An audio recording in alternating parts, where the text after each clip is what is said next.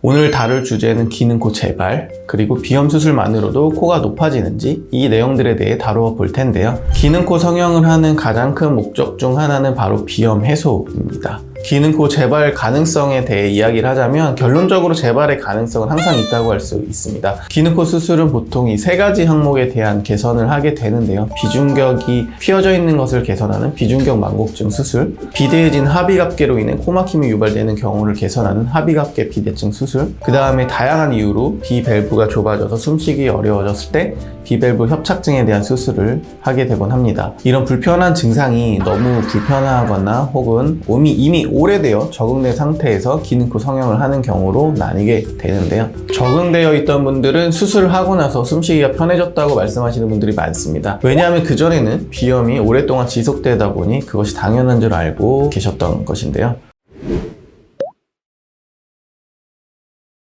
먼저 구조적 결함으로 인해 발생하는 비중격 만곡증은 수술 후 재발되는 경우가 거의 없다고 보시면 됩니다. 물론 나중에 외부 충격이나 외상 등에 의해 영향을 받아서 다시 휘는 현상이 생길 수는 있을 겁니다. 비밸브 협착증의 경우 코 상부에 위치한 공간이 좁아져 공기의 흐름 또한 적어지기에 숨쉬기 답답할 수 있어서 이를 교정하는 것인데요. 좁아진 부분을 넓혀주기 위해 그림처럼 자가 연골 삽입이나 피부 복합 이식의 방법으로 좁아진 통로를 넓혀준다고 보시면 됩니다. 이러한 과정을 거쳤음에도 자가 연골이다 보니 조금 흡수가 되거나 해서 좋아졌다가 다시 나빠질 가능성도 있습니다. 혹은 비밸브 재건에 사용된 방법에 문제가 있을 수 있기에 만약 코막힘이 재발했다면 이러한 부분에 대한 정확한 원인 진단이 필요할 것으로 생각이 됩니다. 마지막으로 하비갑계 비대증의 경우 하비갑계 축소 수술을 시행하는데요. 하비갑계를 줄여도 나중에 다시 커지는 경우는 종종 있습니다. 수술 후 1년 정도 지났는데도 숨쉬는 게 차도가 없다면 CT나 내시경으로 재진단해서 하비갑계가 다시 커졌음이 확인되면 이 부분에 대해서 다시 재수술하는 경우도 있기는 합니다. 결론적으로 구조적 문제로 인해 생기는 증상들은 확실하게 개선이 되고 재발 가능성이 적지만 외부 충격 혹은 회복 과정에서 이물 반응 또는 염증 반응으로 인해 재발 가능성이 있을 수도 있는데 후자의 경우는 그 확률이 그렇게 크지는 않습니다. 본원에서도 최대한 재발하지 않도록 한 번에 확실하게 교정할 수 있도록 수술하고 있습니다.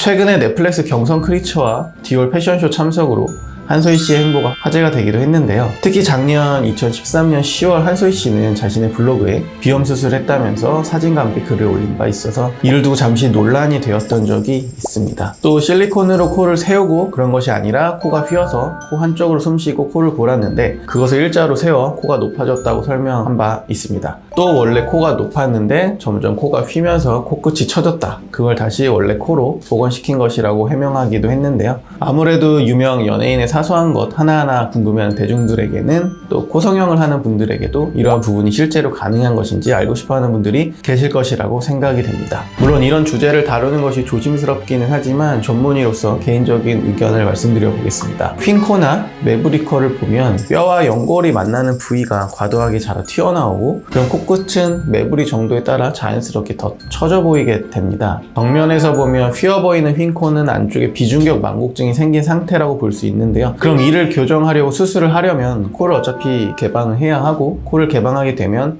코끝 연골이 끊겨 있는 상태이기 때문에 살짝 코 높이가 낮아질 수밖에 없습니다. 어차피 코를 개방하면서 코끝이 낮아진 상태이니까 성형외과 의사라면 이것을 원래 코끝 높이대로 만들 것인지 아니면 기왕에 코를 열었으니 코끝을 조금 더 높일 것인지 환자 상담을 통해 결정을 하고 들어가게 됩니다. 기능코 성형이 필요한 케이스는 모두 휜 코나 매부리 코처럼 모양의 문제도 같이 가진 경우가 많기 때문에 이를 개선하면서 모양도 개선이 되는 것은 당연한 이야기입니다. 대중들 입장에서는 이런 과정을 잘 모르다 보니 충분히 궁금해할 수 있는 부분이라고는 생각합니다. 그래서 한소희 씨가 말한 부분이 틀린 것은 아니라는 점을 말해두고 싶습니다. 수술을 하면서 어차피 코끝 위치 조절은 필수적으로 해야 하는 상황이라는 점을 많은 분들이 이해하게 된다면 이는 불필요한 논란이라는 것을 알게 될 것이라 생각합니다.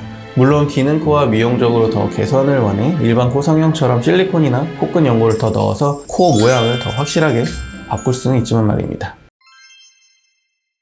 오늘의 결론. 본래 코가 높았지만 비중격이 휘어지는 증상 등으로 인해 코가 낮아졌다면 휘어있는 비중격을 다시 펴주면서 기능코 성형만으로 살짝 코를 원래 높이로 만들어 줄 수 있습니다. 또한 기능코를 하는 김에 기왕이면 미용적 이점도 얻어가고 싶다면 개인에 따라 코끝을 높여주는 연골이나 콧대 보형물을 사용해서 같이 수술할 수도 있습니다. 기능코는 제대로 수술하면 재발 확률이 적기 때문에 CT 장비가 있는 성형외과에 방문하셔서 전문의와 상담해서 신중하게 결정하시길 바랍니다. 오늘의 영상도 도움이 되셨다면 좋아요, 구독, 알림 설정 부탁드리고 다음에 또 유익한 영상으로 찾아뵙도록 하겠습니다. 이상으로 머스트 성형외과 김정기 원장이었습니다. 감사합니다.